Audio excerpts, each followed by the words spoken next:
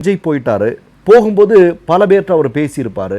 சம்பவம் நடந்த இடத்துல என்ன இப்போதைய நிலைமை என்னன்னு பேசியிருப்பார். இது தொடர்பாக விஜய் தனக்கு வேண்டியவர்களிடம் அல்லது உள்ளே இருந்தவர்களிடம் எப்படி பேசினார், அவருடைய உடல் மொழி எப்படி இருந்தது, இது எல்லாமே அதில் பதிவாயிடும் இல்லையா? அதே மாதிரி நீங்கள் பார்த்தீங்கன்னா அங்கேருந்து இங்கே கிளம்பும்போது, குறிப்பாக நீங்கள் பார்த்தீங்கன்னா இந்த சம்பவம் நடக்கிறதுக்கு சில மைல்களுக்கு முன்னால் ஒரு கூட்டம் நடக்குது. அங்கே இருந்து அவர் திரும்ப இங்கே கிளம்பி இங்கே வர்ற வழியில் என்ன நடக்குது, உள்ள அவர் என்ன பேசினார், இதெல்லாம் எல்லாமே ஒட்டுமொத்தமாக தெரிஞ்சிடும்.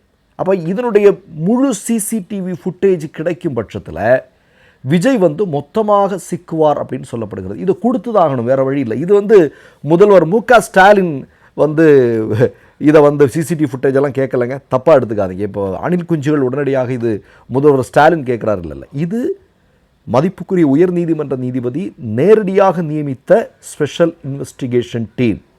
சரியா, நல்லா புரிஞ்சுக்கணும். அவங்க தான் அதனை மேற்பார்வை பார்க்க போகிறாங்க, அவங்க கண்ட்ரோலில் தான் இவங்க இருக்க போகிறாங்க. இவங்க தான் அந்த சிசிடிவி ஃபுட்டேஜை கொண்டு போய் கொடுக்க வேண்டியது இருக்குது.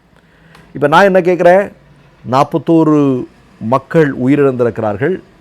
ஏறத்தாழ இவர் போகிற வழியிலெல்லாம் இந்த செய்தி நிச்சயமாக அவருக்கு போயிருக்கும். நிலைமை ரொம்ப மோசமாக இருக்குது, நம்ம நினச்ச மாதிரி இல்லை, அவ்வளோ பெரிய சிக்கலாக இருக்குது. அப்படிங்கிற போது விஜய் யாரோடு பேசினார், உள்ளே என்ன பேசினார், அவருடைய நடவடிக்கைகள் எல்லாம் எந்த மாதிரி இருந்தது, இது எல்லாத்துக்குமான துல்லியமான விவரங்கள் அந்த சிசிடிவி ஃபுட்டேஜை கைப்பற்றுவதன் மூலம் கிடைக்கப் போகிறது. அப்படி கிடைக்கும் பட்சத்தில் விஜய் மொத்தமாக சிக்கப் போகிறார் என்கிற தகவல் தான் தற்போது வெளிவந்து கொண்டிருக்கிறது. இப்போ நான் என்ன கேட்குறேன்னா, சிசிடிவி ஃபுட்டேஜ் வரட்டும், எல்லாம் வரட்டும். ஆனால் இன்றைக்கி ஒரு டீ கடையில் ஒருத்தர் பேசிகிட்டு இருக்கார். என்ன அப்படின்னா, அப்போதெல்லாம் மணல் லாரியை பார்த்தா தான் பயமாக இருக்கும், ஆனால் இப்போது விஜய் எங்கேயாவது இந்த பஸ்ஸில் வர்றான் அப்படின்னு கேள்விப்பட்டாலே பயமாக இருக்குது அப்படின்னு ஒரு நபர் போகிற போக்கில் கமெண்ட் அடித்துவிட்டு போகிற காட்சியை பார்த்தோம் நம்ம. சரி, இது ஒரு பக்கம் இருக்கட்டும்.